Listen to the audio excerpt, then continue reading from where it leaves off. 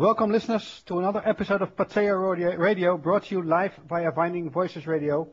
My name is Joon Oldekamp, and the guest of tonight of this broadcast has been studying the region of what is now known as Egypt for over 30 years, and the original name of that region was Khemit.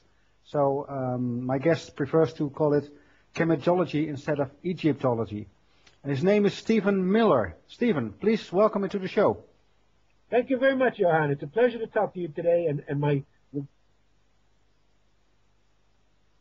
for some of my favorite people. Okay, thank you. Yeah, it's not only Dutch people that are listening to the show, but you're right, most of them are coming from that small country in Europe. Before we go into the subject of Khemit, Stephen, can you give us a little bit of background information about the type of being that you are? Yes, thank you. I actually have gone through the paths of academia and through outside of academia. I have 3 degrees in the sciences. I started out greatly an interest in the hard sciences as a chemistry major, but higher mathematics did me in. So I switched while I was an undergraduate to become pre-med, because I always had an interest in biology and physiology and the natural sciences. So my undergraduate degree is a BA in physiology and anatomy with a minor in chemistry. However, it was when I was, I actually am a Vietnam War veteran, to make the long story short. After I got out of the service in the U.S. in 1972, I went to California to do graduate work. And in the graduate work, I became fascinated, as I'd always had been an interest in Egypt. My interest in Egypt goes back to when I'm about 8 years old, when I made an unconscious connection to the Sphinx. But it never was that it was going to be my life's work until around 1968, when I discovered a book which was changing the path of my life, written posthumously, actually published posthumously, the last thing that Sigmund Freud ever wrote, called Moses and Monotheism. We had postulated that Moses was actually an Egyptian priest, and the teachings that became Judaism were the teachings of a particular king of Egypt. That became my second book. But that was a fascination. So from 1968 on, I had a great interest in Egyptology. But it was when I got out of the service in 1972, did graduate work at San Jose State University, where I became involved in prehistory and archaeology, which is my love. And then it became Egyptology, my love of. So it's almost 50 years now that I've been involved in this search. I have went on and got 2 master's degrees, 1 degree in natural sciences, 1 in the social sciences, where I actually did work in Egyptology, in the role and position of women in ancient Egypt. So this was in 1978. So from 1978 on, the study of Egyptology has been my life's work, and then we could lead into how it became chemitology instead of Egyptology.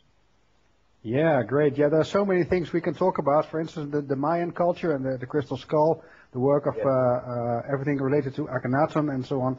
But I'm pretty sure we'll cover most of it in this broadcast, because you've done fascinating work for long, and I saw a video of you where you give a presentation explaining the 5 houses of ancient Khemit, and they all called P-R at the beginning, and they explain that the pyramid is absolutely not a tomb and so on.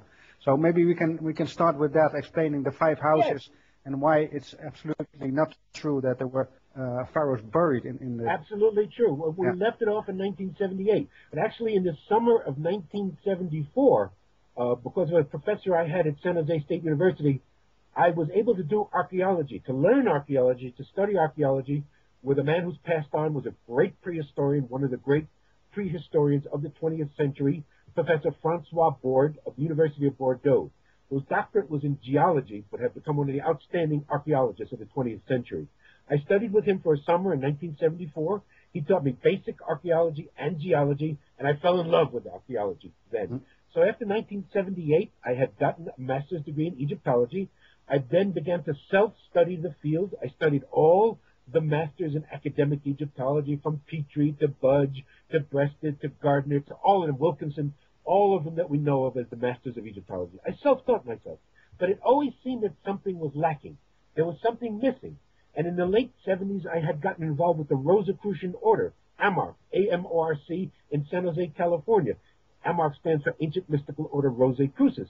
Very ancient metaphysical organization which claimed its origins and connections were in ancient Egypt.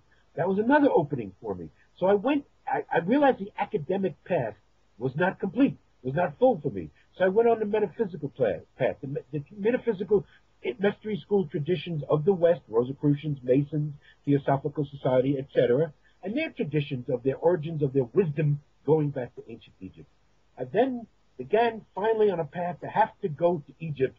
Before there was no way this study could go any further unless I went to Egypt. A series of miraculous events occurred, and it was over 20 years ago now, over 22 years ago, coming in November 1992. I was able to go to Egypt with a group known as Power Places Tours.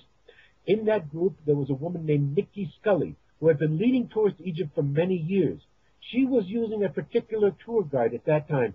I had heard about this man. This man's name was given to me in 1987 by people who worked with this tour group, Power Places Tours. And they said to me, you have to meet this man. This man is an indigenous wisdom keeper. He knows the oral traditions. You should meet him. His name is Hakim. That's all I knew in 1987. In 1992, my first day in Egypt, standing in front of the Sphinx, and there he was. His full name, Abdel Hakim Awayan, and the Sphinx, who I've always had the connection with, told me, this is the man you've been looking for all my life. He became my teacher. He became my adopted father. He treated me as his adopted son. I became a member of his family. It is his family we continue to work with today. So it was his teachings, Hakim's teachings, that there was a previously highly advanced civilization in Egypt, way before the so-called dynastic period, which is estimated to begin around 3100 BCE. He was talking about advanced knowledge, technology, engineering, and sophisticated civilization that was over 12,000 years ago. And the term was Khemit, not Egypt. Egypt is a Greek word. It comes from the term Egyptos, which only refers to Het Kapata, one site which the Greeks called Memphis. The civilization the ancients called was Khem, or Kemt. We now call it Khemit. It meant the black land. It referred to the dark, rich alluvial soil that the Nile she deposits every summer. And we're coming up to that. It's around July 26th, which we call the dog days of summer. It's when Sirius rises, and that's when the Nile usually floods. The ecology of Egypt has changed now. It's not the way it used to be. But that's what was the basis of the civilization. The flooding of the Nile, bringing her richness, nutrients, to grow all type of crops. So they called their civilization the Black Land, Kemt. So therefore, I was the one who put the label on it, but it was Hakim's teaching. He and I, together in the 90s, we developed a discipline we call chemitology, as opposed to Egyptology. And that is what we teach. So the basic teachings, like the 5 curves, the cycles we talk about, are the foundation teachings of chemitology, which differentiate from Egyptology and talk about pyramids being machines, the Sphinx being over 50,000 years old, and machining and technology in the hardest stones we know on this planet, granite, basalt, diorite, calcite, with precision and tolerance that would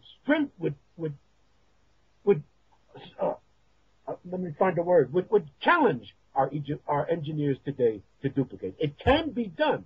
One of my great colleagues, who we can discuss, his name Christopher Dunn, has written 2 wonderful books. He is an engineer who got involved in the interest in the pyramid, and he's written a classic book called The Giza Power Plant in 1998, where he back-engineered the Great Pyramid and said clearly was not a tomb, but a machine. And we can go into the details of that if you'd like. Yeah, I really would like to do that, because what I don't understand, Stephen, maybe you can help me out with this, is I also say in my work that it was a machine, but I don't understand why the whole humanity at this moment does not try to solve that mystery, because that will solve immediately the energy crisis, and also will enable us to do much greater work. So you're talking about free energy. Of course, we're talking about a civilization that was powered by free energy. So I always say another great human being who I put on my top list of humans is Nikola Tesla. And I say about Nikola Tesla, he did not discover free energy. He just rediscovered what was already known. Exactly. And there are other names as well, but I think Tesla was one of the greatest, and he helped us to invent a lot of stuff, like like the radio, like the lights and so on. Basically, there's a physicist named Andrei Pucharik who has made a wonderful statement that Nikola Tesla basically invented the 20th century. Exactly. Alternating current, ignition coils. I mean, you can go to drones, you could go to rockets, you could go to guided missiles, everything. He invented the maser, which led to the laser. So we could go on and on about Nikola Tesla.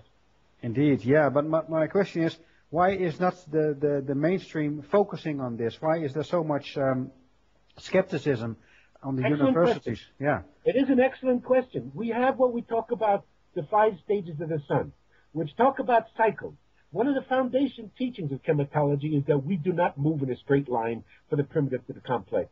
Nothing in nature moves that way. Everything is in cycles, goes spiraling up and down, cycles upon cycles. We talk about 5 stages of the sun, 5 basic time periods of our development and consciousness and periods of history, prehistory. So we are in a cycle now, which we call the cycle of Amen, Imen. It's where the word Amen or Main comes from in our religions, and we can discuss that. But it basically deals with what is hidden. That phase of the sun, and it is characterized by a religion that arises in ancient Egypt. The religion of Amen, Imen, means the hidden one. That is hidden. So things are not shown, they're obscured.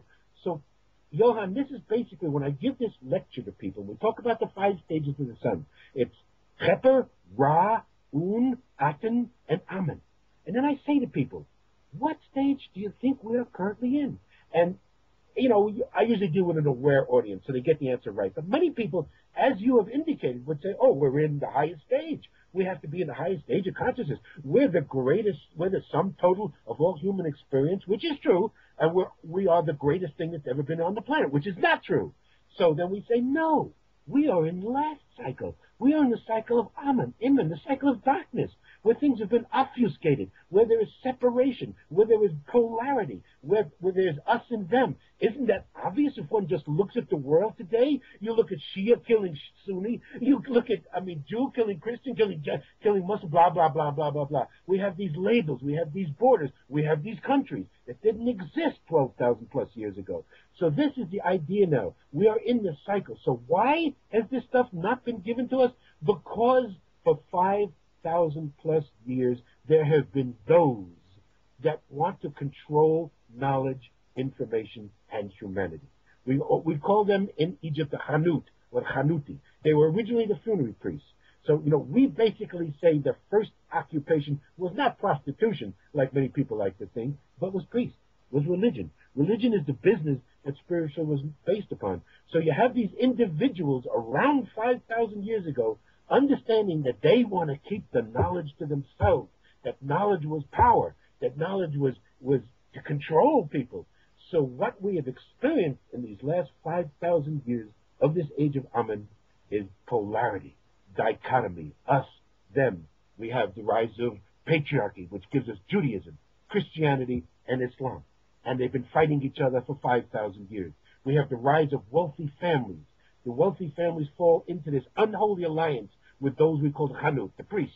So you have the priests and the wealthy families forming this alliance for 5,000 years to be in power. That's your monarchies, that's your dictators, that's all your political parties, that's all your rulers, and all your religions. They've all been in cahoots for 5,000 years to control knowledge and information. The reason why Abdel Hakim, my wonderful teacher, was given the role, the obligation, the assignment from his masters at its time is up. The reason why he came out with his teachings, the reason one of the great things we talk about in our work, in my 2 books on the subject, we call this time the awakening. It is time for people to wake up. We have been basically asleep for 5,000 years under these control systems. And it is the media. It is religion. It is government. It is parents that are continuing this process. And it is time now, and you can see it among people all around the world. Sometimes I get people, saying it's so depressive. You look at what's going on in the world, the wars, the violence, especially violence against women and children, which was totally unheard of in ancient Khemit. And this is a function of the time. But, the expression, it's always darkest before the dawn. We are coming around. This is 65,000 years Hakim gave us. From Keper, which is the scarab beetle, the first, it's called the dawn. We go to Ra, we go to Un, we go to Aten, we go to Amen. That has taken 65,000 years. So we're at the end of a full 5-stage cycle. We're coming to a new dawn. That's what Hakim called it, the new dawn, the awakening. It's time for people to wake up. That's why I'm doing what I'm doing. That's why you're doing what you're doing. It's why there is so many alternative research now, alternative avenues for people to get information. Because, again, government, education, academia, religion have all been involved in controlling information. It's not to say you cannot get information from those sources, but you have to be discerning. You have to be discriminating. It's the same thing with the Internet. I tell people maybe 90%, maybe 95% of what the Internet is garbage. It is disinformation, but it is that 5% that is awakening the world. It is what we're doing here right now to tell people stop listening to these other sources, to get knowledge yourself directly. This was Hakim's basic teachings. When we would go out in the field with Hakim, he was a master at teaching from both sides of the brain. And I tried, and we take you out to a site in Egypt. We can tell you what the glyphs mean. We can show you the physical evidence, the pyramids, the boxes, the tombs, etc. And we can show you and discuss what that means. But then we sit and we meditate. We connect, we gather with the energies of each site, because each site is tuned to a different frequency of sound, a different type of energy. And we awaken that knowledge within us. That is the basis. We have to own our knowledge now. We have to experience it within ourselves totally, not just accept what's written in books, even my books, even anyone's books, and especially books like the Bible, which is blasphemy, I know, but we're depending too much on books and other people's experience. The idea now is to experience knowledge directly oneself, and that is the basis of the teachings that we do in what is now called the Khemit School of Ancient Mysticism. After Hakim passed, he left this plane in 2008. His second youngest son, Yusuf, who was the one we always wanted to, took over his father's mission, and his wife, Patricia Awian, was a lady that came to Egypt with me in 2005. She is now the co-director. They are the co-directors of the Khemit School of Ancient Mysticism. That site is www.chemitology, spelled KHEMITOLOGY.com. People can go there, see the school is active. We're leading tours. Our next tour will be in March 2015. And the best way for us to teach this is in the field, on the sites in Egypt. Many people can't afford that. So we have books, we have videos, we have education, but it's worth it to tell anybody, as I would have done, go into debt if you have to come to Egypt. It's the only way to fully know. You have to experience these sites, these monuments personally to really know. It's a true pleasure, Stephen, to listen to you, because it feels like I'm listening to an older brother who was talking the same things I'm trying to explain, but you have so much passion in here. The way I would explain it is that we change water into wine. That means that we change dead knowledge into living knowledge, and that's by bringing it inside of us and fully understanding it. Maybe we can go into the per A, the per K, the per Ba, and the per Ver, and the per Neta, the 5 types of houses, because there we see the same 5-parted unity, so to say. Exactly, like we had the 5 stages of the sun. Yeah. Keter is the scarab beetle, Ra is the sun at noon. Most people think Ra is the sun god. We always say, no, thank you. It's only 1/5 of that understanding. And then there's Un, which is higher consciousness, Aten, the highest consciousness, and Amen is night. So the number 5, Hakim said, appears over and over in Khemitian symbolism. So then there are what are called the 5 pers. Per is house, as you said. First one. And first one really undermines a basis of Egyptology. We say per Ah, which means the high house, which is the origin of the word Pharaoh, Pharaoh, which the Greeks turned to Pharaoh, which they said, the Greeks, being patriarchal, looked at fathers and sons. So they saw that there were kings and their sons. That was the basis of the civilization. So Pharaoh, also in Hebrew, per-o, only related to the male head of the family. Well, that is absolutely wrong. The per-ah was the woman's house. We're talking about a civilization through almost all of its prehistory and most of its history up until the end. The last leader of dynastic Egypt was a woman, Cleopatra, who was actually the 7th woman with that title, Cleopatra the 7th. So we say even dynastic starts with a woman and ends with a woman. But the basis of the civilization was matriarchal. The per-ah was the woman's house. The high house, the woman's house. Descent went from mother to daughter. So then people say to me, well, wait a minute, who are these people we see on the walls? We're seeing these males on thrones. They look like kings. They're pharaohs. Who were they? They were the male head of the household. They were the one put in that position by the woman. We don't have the word marriage in their language. They consorted with who they were chosen. The woman who chose that particular male, he becomes the horse. He becomes the head of the family. It's he that the priests are flattering, getting money from. So it's his pictured around the walls. But he was not the ruler. He was only the figurehead. The civilization was matriarchal, went from mother to daughter. So number one, per high house, woman's house.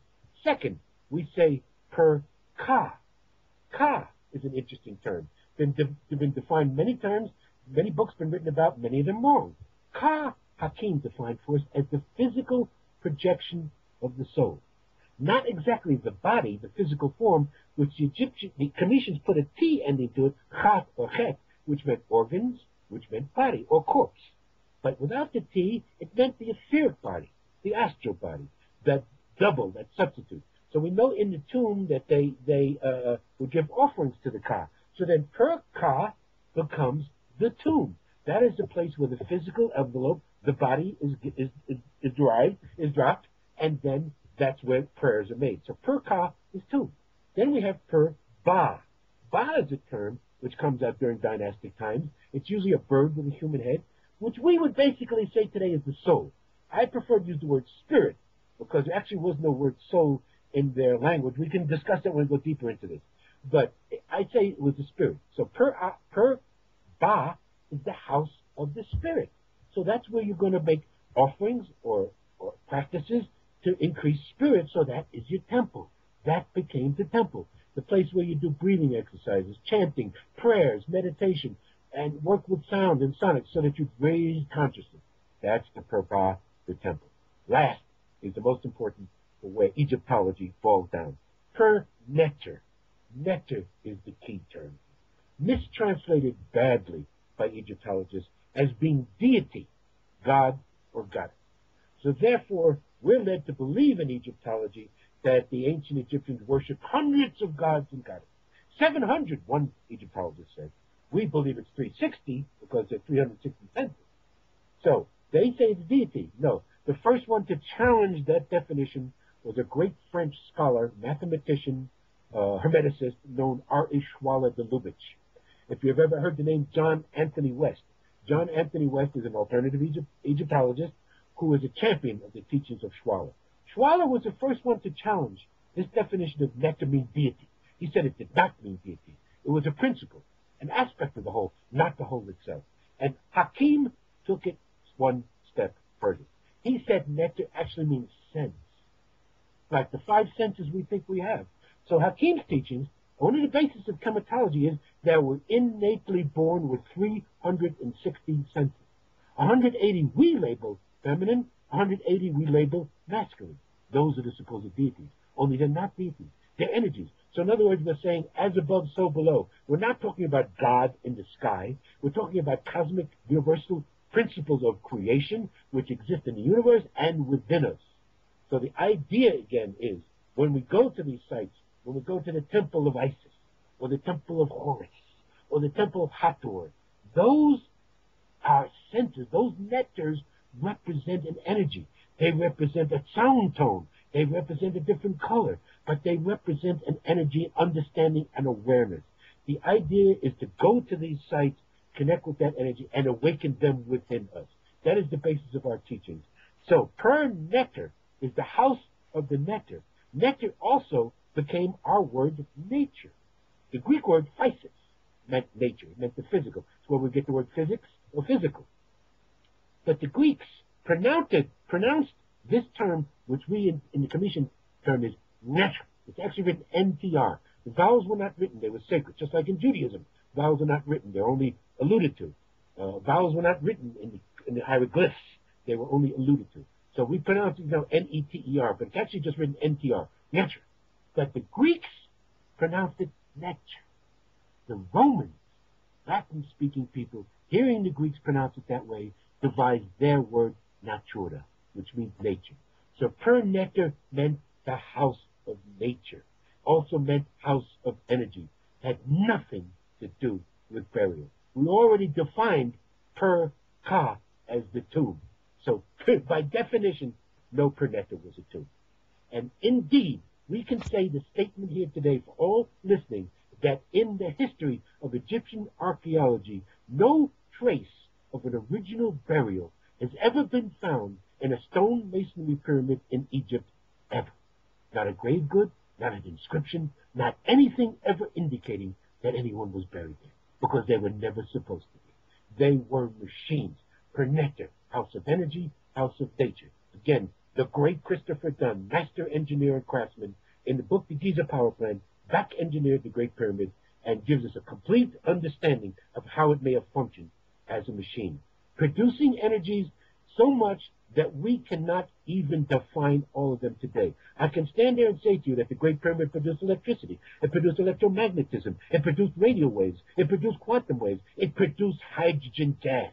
Everything oriented about the Great Pyramid is oriented to the frequency of hydrogen. The King's Chamber itself vibrates to 440 hertz, which is the sound of A, which is the frequency of hydrogen. Everything about the Great Pyramid is oriented to hydrogen. But we also believe it produced quantum waves.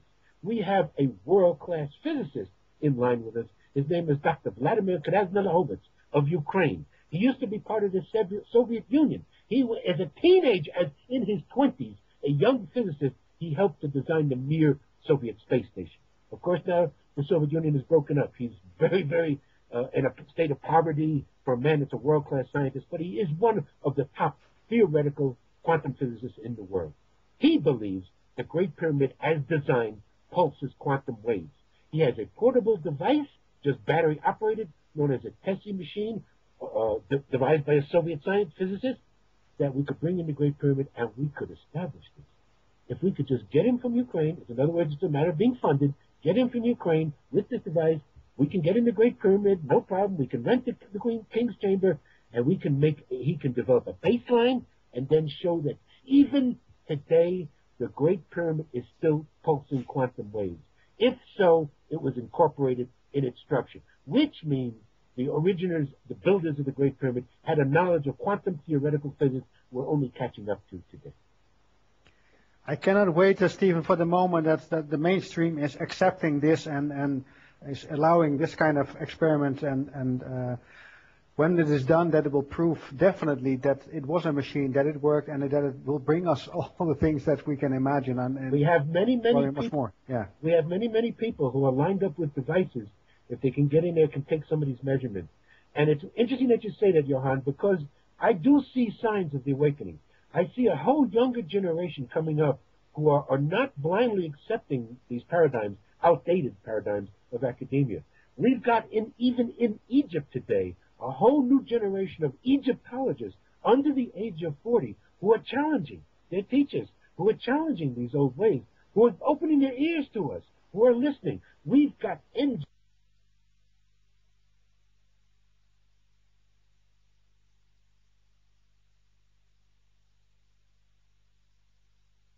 just came to Egypt with us.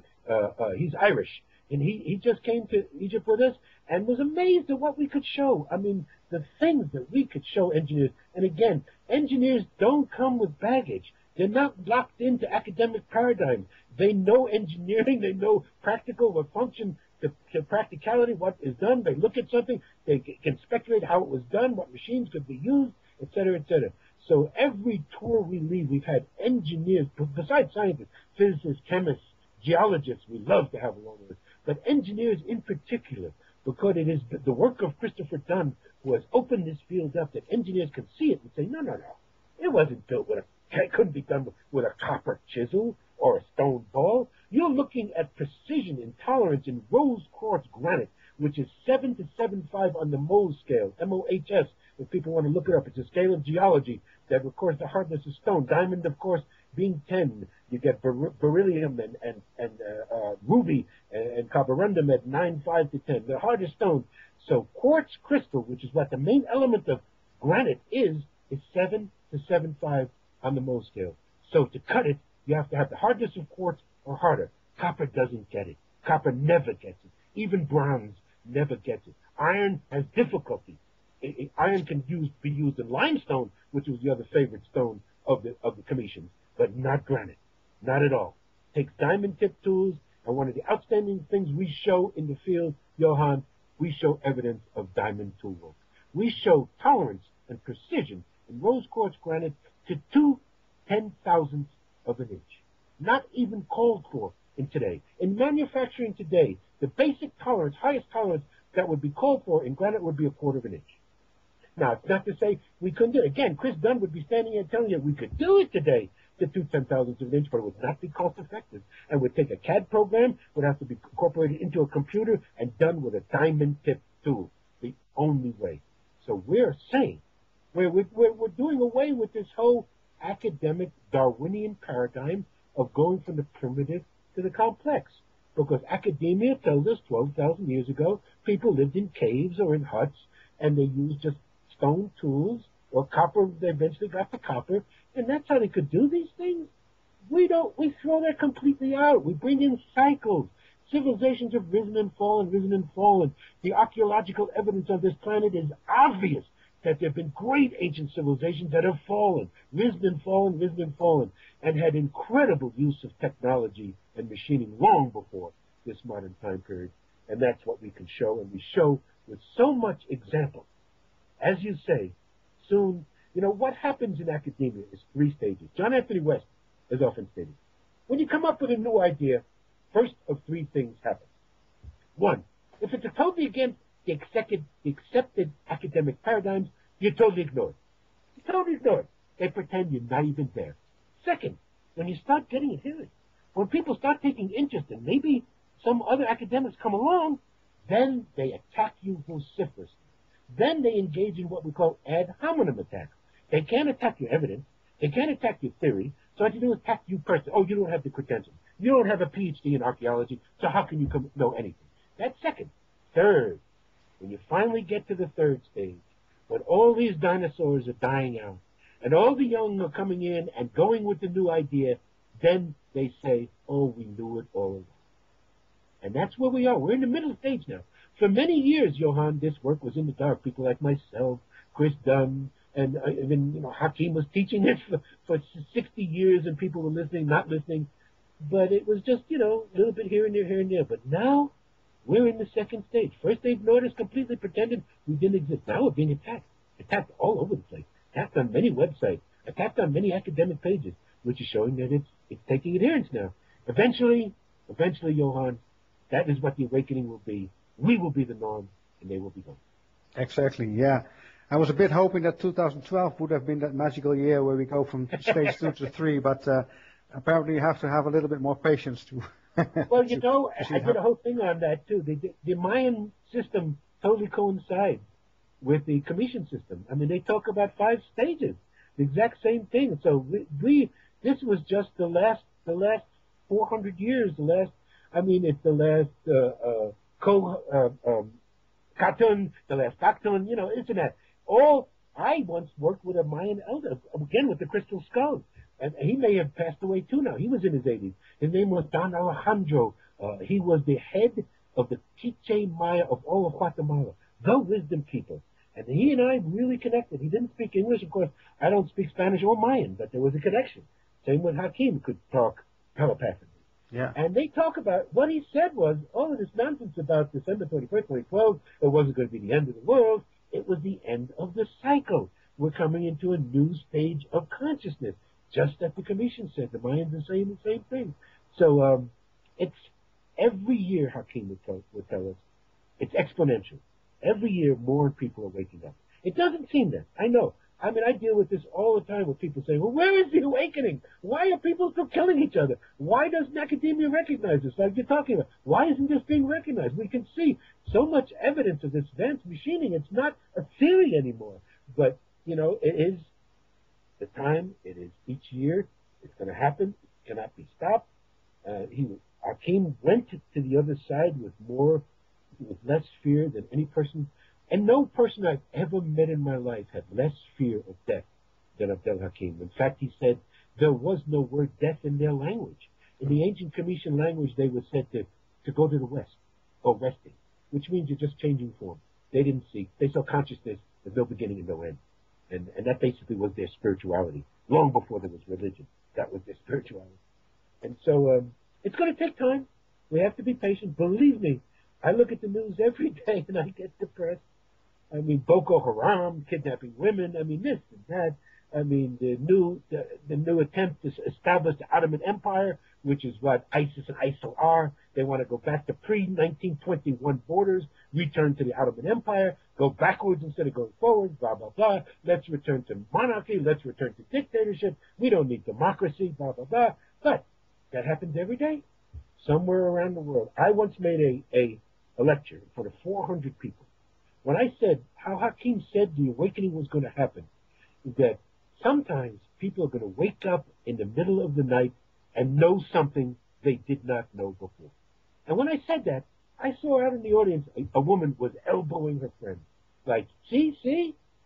They were getting it, understanding it. It's happening. We cannot stop it. That's the beauty of it. It is inevitable. If we do it consciously, when we're on the path consciously, we want to bring in the dawn. We become like the scarab beetle, pushing the ball of the sun in front of us, which is what the scarab beetle does, which is why they saw it as a symbol of dawn, because the scarab beetle deposits its egg in a ball of waste of another animal, dung, and pushes the ball of dung right in front of it. So when the young one is born, it has immediate source of food. What's waste for one is food for another. What's food for one is waste for another. That's the laws of nature. So they saw the scarab beetle pushing the ball of dung, and they said, oh, it's just like pushing the disk of the sun up at dawn. So it's a symbol of dawn. So I say we light workers, we who are consciously on the path, we who are trying to bring in the awakening and the light, we're like the scarab beetle. We have to push the ball. I mean, there's a little work involved here. It will happen by itself, but there is some work involved. We have to do a conscious effort, as you're doing with your show, to bring knowledge, to bring alternative truth, so that people can wake up. A wonderful phrase that Hakim gave us in Arabic is sma'u wa'u. It means listen and awake. Well, really powerful. Powerful, yeah, great. Thank you for these promising words. Maybe it's time to go to Akhenaten, Stephen, if you also like to do that, because Sure. There's a lot of confusion about his role and maybe the relation with Moses. What can you explain about this famous pharaoh of long times ago? Well, thank you, because that is the link which brought me to it.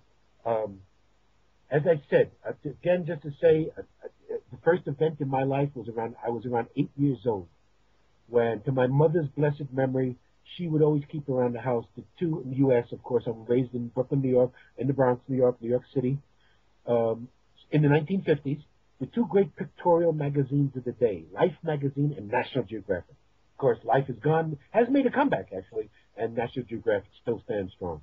Around 8 years old, I opened to a page that had a photograph of the Great Pyramid and the Sphinx, and I was hooked. Now, I did not consciously know at that age what was happening, but as I say, the Sphinx made an unconscious connection to me. The Sphinx has always been my guide. The Sphinx led me to Egypt. The Sphinx led me to Hakim. The Sphinx led me to the Akhenaten. So 1968, I'm about to go into the U.S. Air Force, 4 years to serve in the Vietnam conflict. I've decided I'm going to do the kind of research I wanted to do that I didn't get to do in my academic career. I graduated college in June of 1967. And I discovered a book, and a used bookstore. You know, nothing happens by accident. That's certainly what I believe. And again, this book was called Moses and Monotheism. Supposedly, it was 3 essays that Sigmund Freud had written before he died. The first one he wrote in 1934, living in Vienna, for the psychoanalytic journal Imago. He postulated, because the reason why he was able to postulate is there had been a major discovery in 1846 by German archaeologist Richard Lipsius.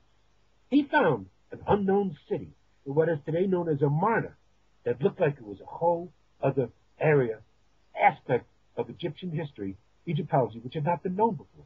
He basically discovered the city founded by this particular person, Akhenaten.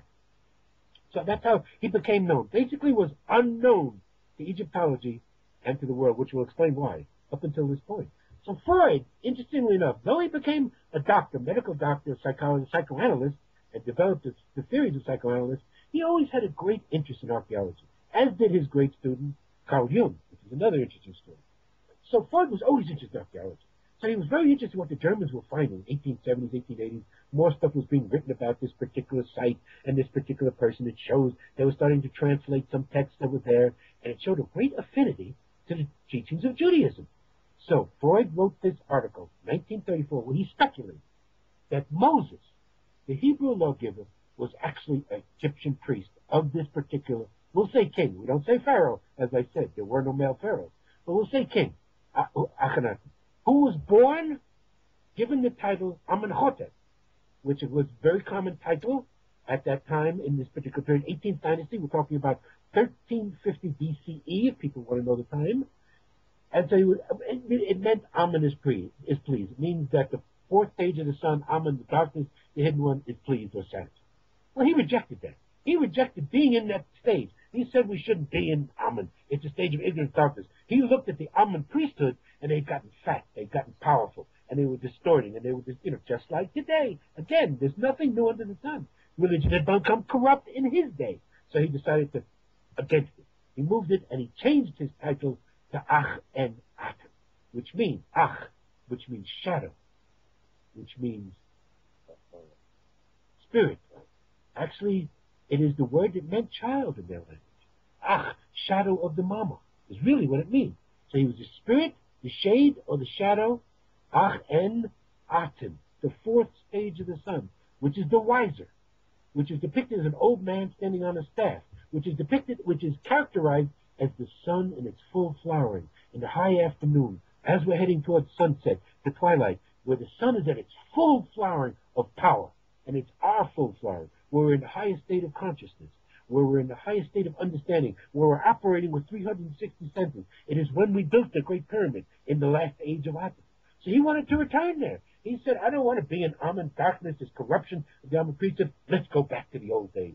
Let's bring back the old-time religion. So here we have two fallacies that have been written about him by most everybody that has written about him. He did not create the Aten, as I say. We have evidence of inscriptions to the Aten in the third dynasty, 1,000 to 2,000 years before Akhenaten. So he did not create the Aten, and he did not create monotheism. Monotheism was already understanding before there was religion, that there's only one basic principle. It is known in Khemit as Neter Neteru. It's the only time that the ancient Khemitians could have been referring to what we call today God. It meant the netter of the netters. It meant all 160 netters. It meant being in circular consciousness. It meant being enlightened. So being enlightened was to be walking with God to the ancient people. So that was the only time that they could conceive what was God. So he did not invent netter. He did not invent monotheism. But he wanted to return to the good old days when there were no priests, where there was no religion, where everybody could have a connection to the deity. And that's basically what he tried to teach. But unfortunately, his revolution, if it could be called that, fell on mostly deaf ears. Because the people, the common people, had been conditioned then by religion to look at the nectars as being deity. They were actually worshiping Amun at that time as the king of the gods, or the king of the netters, or as we would say, God. And so they just went and worshipped Aten as God, and they worshipped Akhenaten and Nefertiti. We know him from his famous consort. Again, there was no word wife in their language. There was no word marriage in their language. There was no word husband, or there even was no word father. There was only Ach. The only relationship the Commissions understood was mother and child. That's the matriarchal way. So Akhenaten changed the title, tried to promote open teachings for everyone, and all they did was treat him as a deity, treat Nefertiti as deity, and eventually Amun priesthood rose back up. He probably was murdered. Nefertiti was probably murdered. They had 6 daughters. They all were probably murdered. A lot of people think the 2 kings in line under him, Tut Achaman, was his son. I disagree. I think it was his younger brother. We don't have a direct familial relationship yet. However, Tut was rushed to the throne. He was put in the throne. He was tried to go back. The Amun priest wanted to go back the old way. Akhenaten disappears from history. Nefertiti disappears. Tut dies mysteriously at the age of 19. Probably was murdered, poisoned, I believe. The whole family was wiped out. The next dynasty came in, the 19th dynasty, from Seti, Ramses, who we know Ramses II. They tried to wipe out the memory. So wherever they went, the Amon priest and attacked the name of Akhenaten. That's why we can go to his site in Amarna. We can show people the temple walls, the tomb walls, and show where his names and his titles were hacked out. They tried to erase him from history. They believed in, to speak the name of the dead was to cause him to live again. So by wiping out his name and titles, they would totally wipe him out of history. But they failed, because there was Richard Lipsius in 1846 who stumbled onto his site, and here he is again, the most written about character of Egyptian history besides Cleopatra, besides Ramses II, is Akhenaten. In the last 50 years to 100 years, there's hundreds of books written about him in many different languages. My second book, From Light into Darkness, has 5 chapters that deal with Akhenaten and the teaching. Yes, we trace him to Judaism. There's no doubt in my mind that Freud was right. Akhenaten had 2 viziers. Vizier is actually a Turkish word, wazir. It meant like the prime minister. That was the person who was second in charge to the so-called king. He was one who took care of all the administrative duties, like prime minister would do today. So Akhenaten had 2 of them. One was named Ramos, or Ramos would be Ramses also. Ramos, or Ramisu is how we would pronounce it. I believe that's the origin of the name Moses, that he was the Moses who led the followers of Akhenaten out of Egypt. So in other words, what I got from Hakim, which became the second book, I had already done a lot of this research on my own. Coming up to when I met Hakim, with the oral tradition, he put it in that, first of all, the oral wisdom keepers of Khemit venerated Akhenaten as a great master. Second, they also saw that his teachings were the tradition that led to Judaism. So Hakim would tell me that what the Exodus was. First of all, there are a lot of scholars today, archaeologists, anthropologists, even Hebraic scholars, even Judaic scholars, who don't believe the Exodus was an actual event. They think it's just a symbolic story that was passed down to give the Jewish people identity, that it never actually happened. Well, I totally disagree, and it's in my book. The Exodus was an actual event, and Hakim gave it to us, and we can show it on the walls of an Egyptian temple. It was the Amun priests chasing the followers of Akhenaten out of Egypt. Occurred around 1305 BCE. You can actually put a date on it. And led by, I believe, the vizier Ramos, who was Ramisu, who became the origin of the name Moses. So how do we link it together? Now, you said there was another title. I also had the ability, I lived in San Jose, California, and I was doing my graduate work at San Jose State University, and I noticed that there was an organization. I became involved with this organization in San Jose, California, known as the Rosicrucian Order, AMORC, A-M-O-R-C, Ancient Mystical Order Rosicrucis. At that time, 1968, 1977, 1978, when I got involved with them deeply, they had their tradition of going back to ancient Egypt. And I would go around Rosicrucian Park in San Jose, California, and there were images of Akhenaten. There were images of the 18th dynasty. There was the buildings were definitely designed like 18th dynasty buildings. So I say, what is this? I said, well, you've got to become a member to know this. I became a member, joined the Rosicrucians, got to the document. I later became a staff research scientist, so I had unique access to archives, which the public doesn't, because I was a member. I saw documents that the public does not see. And so, sure enough, the Rosicrucians themselves said that Akhenaten was their traditional first Grand Master. And further than that, I saw that there was another king that they were identified with, Akhenaten's great-great-grandfather, who had the title Tutmosis III. We say Jehutimisu, that's the correct way to pronounce it, but Tutmosis III was the founder of the Rosicrucian teachings. Now, here's a different story. Egyptology talks about Tutmosis III. He was known as the great warrior pharaoh, the great king who extended the Egyptian empire into Asia further than it had ever been before. And that's how he's known in Egyptology, as the great warrior king. But the Rosicrucians tell another story. They tell a story that when he became an older man, he had a spiritual reformation. And he decided to disdain warfare and get into spirituality. And do so, he set up teachings. He would set in the temples different areas where the priests would be able to teach younger priests and people the teachings, the wisdom that had come down through the ages. This became the Rosicrucian order. It became the basic teachings of the Rosicrucian teaching. Later handed down to his great-great-grandson, Akhenaten, who continued it who we say today Akhenaten set up the 12 degrees, which is what the Rosicrucian order is today. He set up the basic initiations and teachings. So, in my book, From Light into Darkness, I say Akhenaten was not only the founder of teachings, which we call today Mosaic Judaism, which led to all the patriarchal religions, but also the founder of the Western mystery schools, which first started as the Rosicrucian order. The Masons, the Knights Templar, the Theosophical Society, all the other mystery schools that come, all are later than the Rosicrucian order. The Rosicrucians can accurately, as I did, trace themselves to Akhenaten, to the 18th dynasty of Old Kingdom Egypt, 1350 BCE.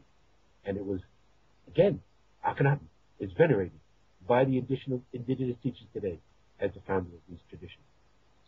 It makes very much sense, everything you tell here, Stephen. So thank you very much for sharing that with us. And then I also say, Johan, when you study the life of Akhenaten and his teachings, you can see that there would not have been a Moses, there would not have been a Jesus, there would not have been a Muhammad if it was not for Akhenaten. Exactly. So he's kind of the missing link with the ancient knowledge from Khemit, and he brought it alive so that we can still understand that there's much more than we think there is. Exactly, and as you said, it's not known in the public. It's known in mystery school traditions. Its name, of course, appears to anybody who studies Egyptology, and of course anybody that reads my books. But mostly the public, they don't know who Amenhotep IV, Akhenaten was. That he has a relation to Jesus, you can't tell that to any devout Christian. Yeah, exactly. We don't have much more time. I really like to hear your comment on the masonry and the organization, because I think at the top of especially the Scottish rite of the Freemasons, Yes. it has been in how do you call it, intruded by the people that want to control the whole society. Johan, yeah. They all have. This is why I left Amark. I still consider myself a Rosicrucian, and Rosicrucians are always supposed to consider themselves walking question marks, to question everything. Mm-hmm. So I still consider myself down to my bone a Rosicrucian, but I have nothing to do with the official organization. They've all been corrupt. The Rosicrucians, the Masons, the Illuminati. I just had a discussion with someone the other day. The original concept of the Illuminati by Adam Weishaupt in Bavaria, 1775, was an organization of scientists to use science, facts, and data to oppose the church with its belief and fantasy and superstition. Today, everyone thinks of the Illuminati as the purveyors of evil, wanting to control the world and put everybody under a new world order. Well, again, it's all been co-opted. This is the nature of the age of Amen. It is the nature that anything that is pure will be corrupt. Anything. This is why all our religions, based on the pure teachings of Moses, the pure teachings of Jesus, and even the pure teachings of Muhammad, have all become corrupt. And it is the same with all of them. The Illuminati is the classic example. I mean, you have the Masons today. It's more like a social club. You still have those that keep the pure teachings. I've met many great Rosicrucians who still are true Rosicrucians. But mainly, it's a social club, and there's politics, and there's hierarchies, and there's power trips, all of that which are characteristic by all human systems today. So they've all been corrupted, Johan, even the Rosicrucians. Yeah, they're symptoms of the whole society that we live in. So Exactly. it's logical that it happened there. But sometimes people accuse me of being member of a kind of secret organization. Oh, sure. And I think I'm controlled opposition. You hear the most ridiculous kind of, but that's all, like you say, ad hominem. They try to somehow discredit you by saying ridiculous things. But we know that the times are changing, maybe not as fast as at least I would like it to happen. But they are changing, and we're entering soon the fifth phase. So we are, yeah. And it's to all the young people. I mean, and it doesn't have to do with chronological age. Even older folks that still have young minds, who've not allowed their minds to become ossified and calcified. It's the young, open minds that we're talking to, because that is the future. That is the future. That is the future, indeed. Maybe at the end, can you please explain again what will happen next year? I think you said May 2015 when you make a trip to Egypt. We are doing a tour to Peru and Bolivia with the Khemit School in September, October this year. People, another gentleman you might want to interview named Brian Foster. He is a master of the tradition of ancient Peru and Bolivia, lives in Peru, married to a Peruvian wife. His website, please everyone, website, www.hiddenincatours.com. Hidden Inca Tours, one word, of course. HiddenIncaTours.com. We are doing a tour to Peru and Bolivia this September, and next March 8th to 21st, 2015, we will be doing with Brian Foster a tour of Egypt again. We call it the techno-spiritual tour, where we teach both sides, the technology and the spirituality, and again, that's on the chemitology.com website. Great, yeah. In the announcement of this radio broadcast, Stephen, I put both websites already there with a link, so when people go to the announcement, they find it there. Thank you very much. Yeah, and I think that is the best way to somehow understand what was really going on in the past, because then you are in the same kind of energy, and you see the evidence there, and then you hear people with knowledge, with true understanding, explaining what really went on. So that's, I think, the most powerful way to get familiar with it. I agree. Yeah. And as I say, this next time will be my 18th time to Egypt in the last 22 years, and it never gets old. We discover new things every time. We made 4 major discoveries just last April 2014. So we're always finding new things. It always continues to grow. We're just in kindergarten. Exactly. That's also what I feel. I try to write down things. I also write books and make videos, but the moment I've done it, and I immediately step into something new, and I should have added that too, but yes, that's the problem with writing books, because it's already finished. Yes. So yeah, a book is just a snapshot in time. Indeed it is. But every time I write the book, I have the impression, okay, this is the final document, and everything has to be said is here. But then the moment it's out, you find that there has to be something else inside as well. Right. Yeah. That's why we have a section on the Chemitology website, which was coined by Yusuf Aouyam last year, which is just in line with his father's understanding. He says we should have a living book so that it keeps getting edited. Exactly. That's exactly what I'm doing now. I make a PDF book, and I'm writing it chapter by chapter, but I'm also changing the chapters in between, and that's the best way for me to work now, because things are changing so rapidly, especially my insight, and it's impossible to put it in a static document. That has to be a live document. That is beautiful. And it keeps you from getting static and stuck. It keeps you growing too, which to me, each breath we draw till the very last breath, this is just an education here. This is just school. It's always the learning. We're always teaching. We're always learning. We're always students till the last breath, and even on the other side. It continues. It doesn't. The physical is not the whole thing. It continues. Consciousness never begins. It never ends. Yeah, they're very profound words, Stephen. Thank you very much for sharing that.